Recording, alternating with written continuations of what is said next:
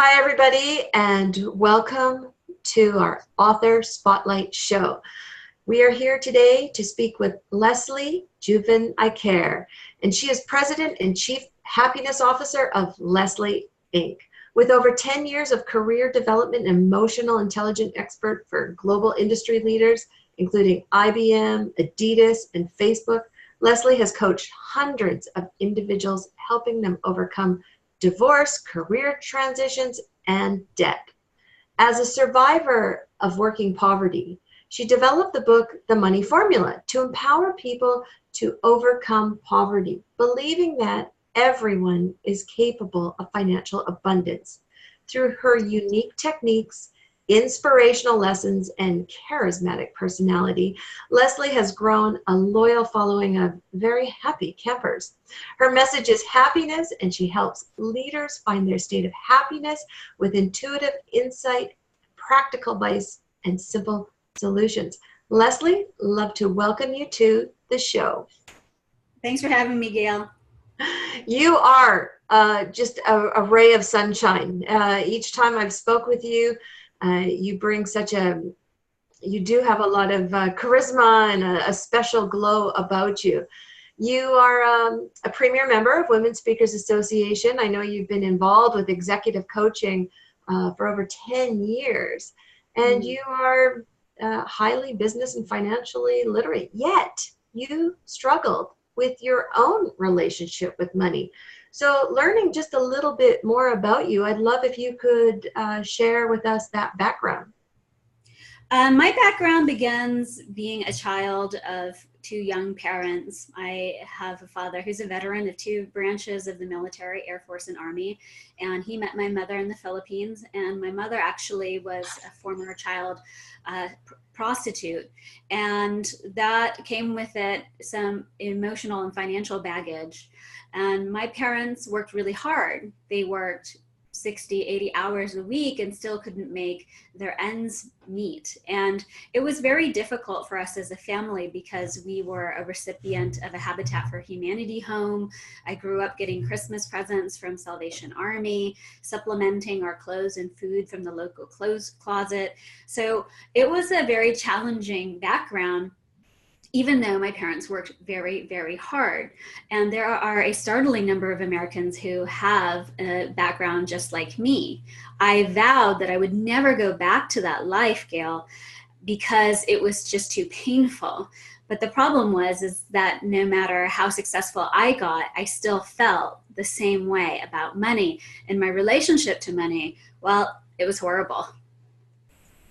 Right now, I know that we are going to be talking about very specifically the common conflict with about, again, around getting paid speaking engagements, right? But before we dive into that, I just wanted to really acknowledge your book, The Money Formula: Change Your Relationship with Money in 7 Steps and 15 Minutes or Less. Okay, who doesn't want that? Right. One thing I want to just really bring out here is, as I read your book, your story in particular, it goes so personal, it goes so deep. Like, you share your truth.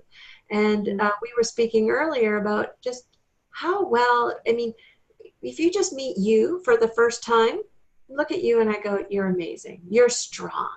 You're savvy in business. You're doing financially well. But it wasn't always that way for you. And you share a quote in your book: "For much of my life, my story was not my story." And so just a little bit about the inspiration of why you wrote that. Is that how you came to be this way? Because it wasn't your story? Well, I moved through life wanting to escape poverty and working poverty, and I wanted to achieve so much more. And I was helping everybody else achieve financial greatness and success. I had even my own husband, for example, at one time I helped him negotiate a $70,000 pay raise. And another other time I've helped him do even more $30,000 pay raises at a single time. And this is just one of the personal cases, but even clients that I've helped to eliminate hundreds of thousands of dollars worth of debt.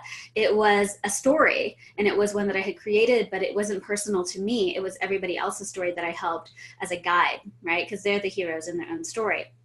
But when it came to my secret shame, it was helping everyone get wealthy. And yet I didn't feel that way. In fact, it was so difficult that I felt as if my own business was just a supplement to my husband's business. And that what I did wasn't as important as his. So I feel that there are a lot of women out there who feel the same way as me. And it was my secret shame. It was embarrassing that I could help people get very, very wealthy, and yet felt like I couldn't break through my own financial barriers, which I find out and share in the book was rooted in my childhood. Amazing. And I know many listeners right now or that are watching you or listening to you are going, that's me. So this has been phenomenal. So let's, I just wanted to really highlight your personal story because I want people to know there's a lot more to you than just seeing you as this successful person who's serving others. I mean, you can really relate. So a big challenge that we as speakers have in our community here is commanding paid speaking engagements. So maybe you could give us some insight of what you feel is that common conflict for us to get those paid speaking engagements. Well, I go first in the book and we talk about the main conflict that all of us women especially struggle with. Women today, Gail, we are controlling 80% of consumer spending, 60% of the nation's wealth in the United States. We're outpacing men in terms of higher education, bachelor's, master's, PhDs by even up to 45%. So we are highly educated. We are very expert in what we do, and we are growing in terms of wealth, but our relationship with money, it's not that great. And we find as women experts who are smart, who are capable, that we're struggling to get the value that we're giving to our communities. And what we assert in the book is not about money per se, it's about our relationship with money and commanding purposeful and valuable relationships in our community of people who see the value that we offer. A lot of women speakers think that they should just go and get experience. They think if I go and get experience, then somebody eventually will see my value. I want women speakers, especially those who are listening today, to become more strategic. First and foremost, instead of just going, I want a speaking engagement or a paid speaking engagement, get strategic about it. What are you looking to get from that experience? Maybe it's exposure, maybe it's something perhaps money can't buy, but as long as we're purposeful about them and we know what we're giving and what we're getting in exchange, we can have a clearer conversation that commands exactly what it is that we're after. And therefore, every speaking engagement becomes a strategic step closer to whatever that bigger goal might be. I love that. I love that you're taking that end goal and working reverse engineering, going backwards from it, put it together. Yeah. So in our space, as we're going out there after, various stages and things like that, we run into a lot of others out there. There's a lot of competition. So do you have any advice for us, having to deal with this? For me, being in my field as a speaker, we think, oh, I'm a speaker. And there are thousands of speakers out there who want to get paid, right? We think that we're just one face among a many ocean of speakers. But I don't think that that's true. In fact, yesterday, as I was preparing for our interview today, Gail, I saw in my garden a big bush and it had lots of orange flowers on it. And there must have been about 20 little birds sitting on that bush. And I thought, wow, the market is that bush and every bird is a woman speaker out there. There's enough for all of us. There is a niche for all of us. There's a market for all of us to get exactly what we want. Fortunately, we do not want the same things. We do not want to go after the same people, and we don't have the same message. And what I encourage the WSA community and the women speakers community as a whole globally is to really begin to tap into your own unique purpose, which is what we talk about in the money formula. What's your purpose? What are you trying to achieve? What's that value you want to give to the community, and make it special and unique, and align yourself with those relationships in the community that specifically want what you have to offer. And when you focus on those rather than feeling like you're caught and lost in a sea of speakers, you begin to become more specialized, more higher in demand, and therefore can command a greater amount of speaking value and fees as a result of that expertise. And also, I have to say, is that you don't have to feel like you're competing or having to pitch anyone. You are already there and people see that value. So that's the number one place I would start, is by realizing that you have something unique and you got to capitalize on that first. I love it. And thank you for removing the word competition, because, often we, for those people who've had that corporate background,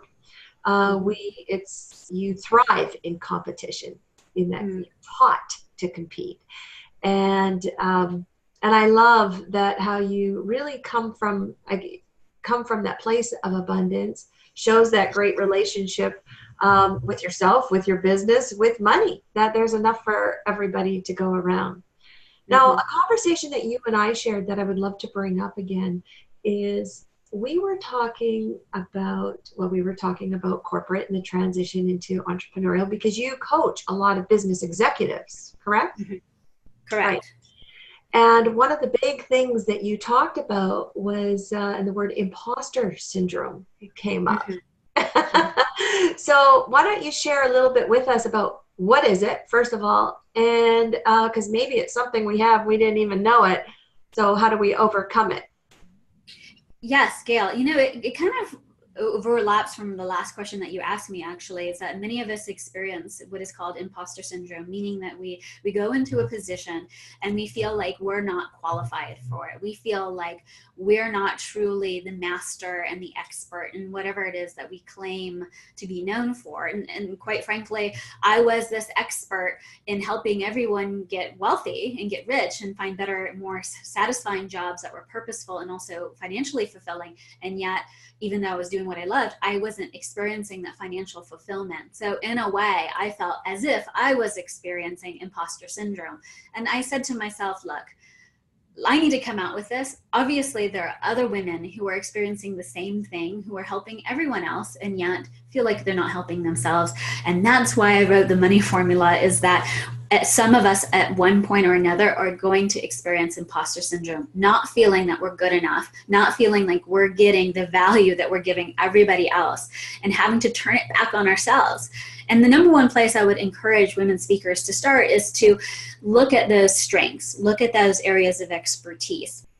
It might be your secret story that is your shame. Bring it out to the front. It also brings some solutions that are actionable, memorable, shareable, and start giving that value to the community and encouraging a real dialogue about what it is that is holding you back.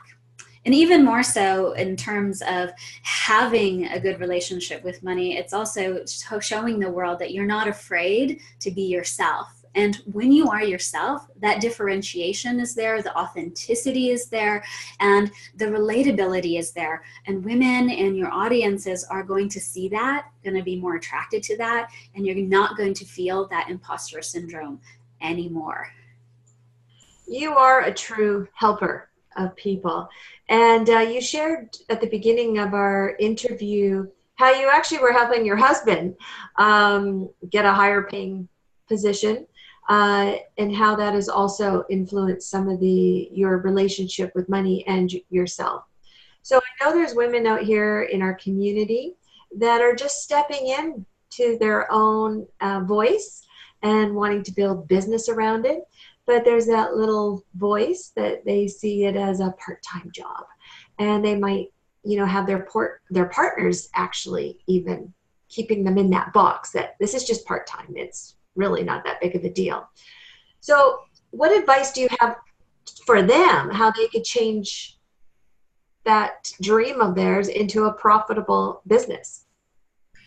Gail, that's a really good question because we even created around the money formula what we call the Women's Financial Freedom Tour. And it's about having this conversation, how women feel in the workplace, in the financial environment, and how are we stepping from, oh, I'm just a caretaker, I'm just a wife, I'm just a supporter, and then taking that and going, hey, I can do this, and I can also have a meaningful, profitable career and business. How do we do that?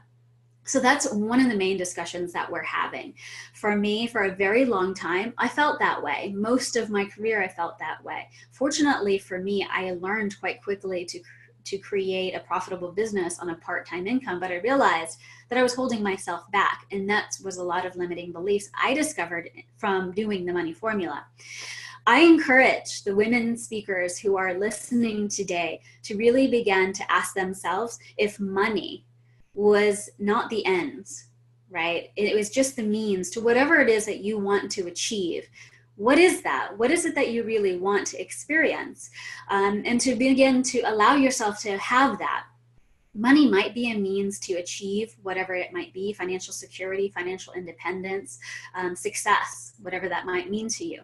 But if that was out of the equation, what would it take to achieve that? And most of that is those relationships. And we find in our relationships, whether it be with our spouses or our partners, or even in our families, that our relationships to money and our business are secondary, and we have to support everyone else. Begin to take that to the forefront and allow yourself the honest moment to say, am I giving myself what I really want and really need to be happy, instead of experiencing what I call caregiver's fatigue?